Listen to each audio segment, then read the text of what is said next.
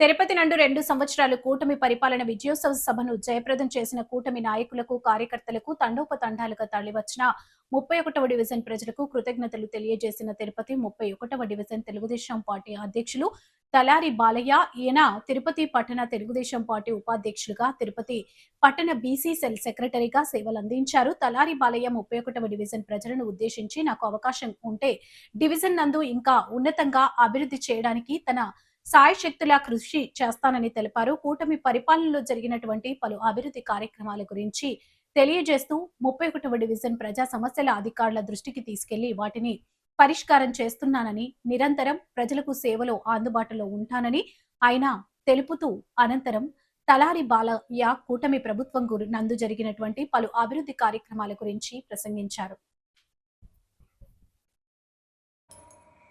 ఓం నమో వెంకటేశాయ. ఈరోజు 2 ఏళ్ల పరిపాలన గురించి మాట్లాడదలుచుకున్నాను. నా పేరు తలారి బాలయ్య, 31వ డివిజన్ అధ్యక్షుడిని, తెలుగుదేశం పార్టీ. నేను 1995 సంవత్సరం నుండి 2026 సంవత్సరం దాకా తెలుగుదేశం పార్టీలను కొనసాగుతున్నాను. గడిచిన 15 సంవత్సరాలుగా ఈ డివిజన్లో అధ్యక్షుడిగా పనిచేస్తున్నాను. నేను పనిచేసిన దాన్ని బట్టి పార్టీ వాళ్ళు గుర్తించి నన్ను అధ్యక్షుడిగా కొనసాగిస్తున్నందుకు ధన్యవాదాలు. అదేవిధంగా ఈరోజు 2 ఏళ్ల పరిపాలన, సుపరిపాలన గురించి మాట్లాడాలని తెలుసుకుంటే, మొట్టమొదటిగా చంద్రబాబు నాయుడు దామనేటి దగ్గర ప్రోగ్రాం పెట్టినప్పుడు తిరుపతి నుంచి, అందులోనూ మా 31వ డివిజన్ నుంచి తండోపతండాలుగా తరలి వచ్చిన మా 31వ డివిజన్ జనాభాకి కృతజ్ఞతలు తెలియజేసుకుంటున్నాను.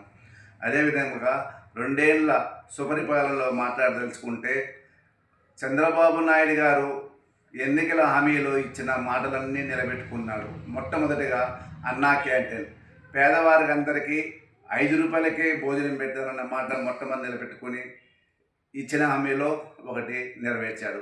రెండవది స్త్రీశక్తి బస్సు, స్త్రీలకందరికీ ఉచిత బస్సు అనే విధంగా అప్పుడు రకరకాల భూములు వచ్చాయి. దీని మీద ఎక్కడికి ఇస్తారు, జిల్లాల వారికి ఇస్తారా, రాష్ట్ర వ్యాప్తంగా ఇస్తారా అన్న సమాధానంలో భాగంగా అన్ని దిక్కులకి ఆంధ్రప్రదేశ్లో ఎక్కడ పోయినా స్త్రీలకి ఫ్రీ బస్సు ఏర్పాటు చేసి స్త్రీలకి స్త్రీశక్తి అనే పథకాన్ని చాలా దిగ్విజయంగా చేశారు. మూడవది లోకేష్ బాబు గారు, యువ నాయకుడు, ఆయన ఇచ్చిన మెగా డిఎస్సిలో అవకతవకలు లేకుండా, ఎప్పుడు ఎలాంటి ఇబ్బంది లేకుండా మెగా డిఎస్సిని దిగ్విజయంగా చేసి లోకేష్ బాబు వచ్చిన మాట నిలబెట్టుకున్నారు. ఆయన యోగాలో ఇచ్చాడు మాటని దిగ్విజయంగా నిలబెట్టుకున్నారు. మూడోది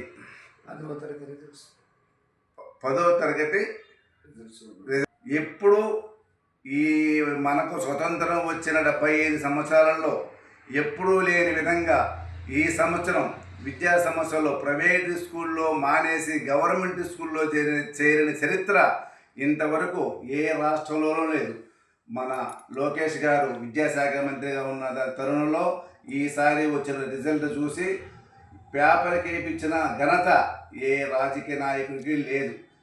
దాన్ని చూసుకొని ఈరోజు ప్రైవేట్ స్కూల్లో చేర్చకుండా గవర్నమెంట్లో స్కూల్లో చేర్పించిన ఘనత నారా లోకేష్ గారికే దక్కుతుంది. ఈ విధంగా అదేవిధంగా ఈ రాష్ట్రం అభివృద్ధిలో, పెట్టుబడుల విషయంలో పడుతున్న కష్టం నారా లోకేష్ గారికి చాలా కృతజ్ఞతలు, ధన్యవాదాలతో తెలుపుకుంటున్నాం. అదేవిధంగా ఎన్నికల్లో ఇచ్చిన హామీలో భాగంగా వృద్ధులకి వృధాప పింఛన్, ఆ విషయానికి వస్తే ఎలక్షన్ ముందు నుంచి 3 నెలలు కలిపి ఇస్తానన్న మాట నిలబెట్టుకున్నాడు. 7,000 ఎన్నికల్లో గెలిచిన చంద్రబాబు నాయుడు గారు 3 నెలల ముందు పెన్షన్ కలిపి 7,000 రూపాయలు ఇచ్చిన ఘనత చంద్రబాబు నాయుడికే దక్కుతుంది. అదేవిధంగా ఇంటి దగ్గర ఉన్న చదువుకున్న, డిగ్రీ చదువుకున్న వాళ్ళకి 3,000 రూపాయలు పెన్షన్ ఇస్తా అన్నారు. అది కూడా అమల్లో ఉంది, త్వరలోనే పెడతారని అనుకుంటున్నాము. ఆ విధంగా ముందుకు పోతున్నాం. అదేవిధంగా తల్లికి వందనం మీద చదువుకునే విద్యార్థులకి, పిల్లకాయలకి ఎంతమంది ఉంటే అంతమందికి తల్లికి వందనం డబ్బులు వేశారు వాళ్ళ ఖాతాల్లో. అదేవిధంగా రైతులకి అన్నదాత సుఖీభవ స్కీమ్ కింద అర్హులైన ప్రతి ఒక్కరికి వాళ్ళ ఖాతాలో డబ్బులు జమ చేయబడింది.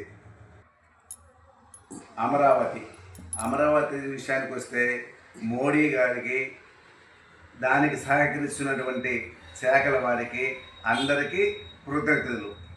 అదేవిధంగా ఇంకా మా 31 డివిజన్కి వస్తే మా 31 డివిజన్లో అన్ని విధాల మా మున్సిపల్ శాఖ కావచ్చు, ఏ విషయాన్ని కానీ దగ్గరుండి చెప్పిన వెంటనే ఈ 2 సంవత్సరాల పరిపాలనలో అన్ని విధాల అభివృద్ధి కార్యక్రమాలు జరుగుతున్నాయి. అదేవిధంగా ఈ డివిజన్ను నేను 15 సంవత్సరాలుగా అధ్యక్షుడిగా పనిచేస్తున్నాను. 2019లో కూడా నేను లోకల్ బాడీ ఎలక్షన్లో నేను నామినేషన్ చేసినాను. అప్పుడున్న పరిస్థితులు బట్టి కొన్ని కారణాల వల్ల కొంతమంది నన్ను ఆపి నామినేషన్ పత్రాలు విత్డ్రా చేసుకున్నారు. అదేవిధంగా ఇన్ని ఏళ్ళుగా పార్టీకి విధేయుడిగా పనిచేస్తున్నాను. ఇకనైనా పార్టీ వారు నన్ను గుర్తించి ఈసారి నేను ఎలక్షన్లో పోటీ చేసేదానికి నాకు అవకాశం కల్పించి నా గెలుపుకు కృషి చేస్తారని మా 37 డివిజన్ ప్రజల తరఫున నేను కోరుకుంటున్నాను. జై తెలుగుదేశం, జై చంద్రబాబు నాయుడు, జై లోకేష్ బాబు నాయుడు, జై కూటమి నాయకులకి అందరికీ ధన్యవాదాలు.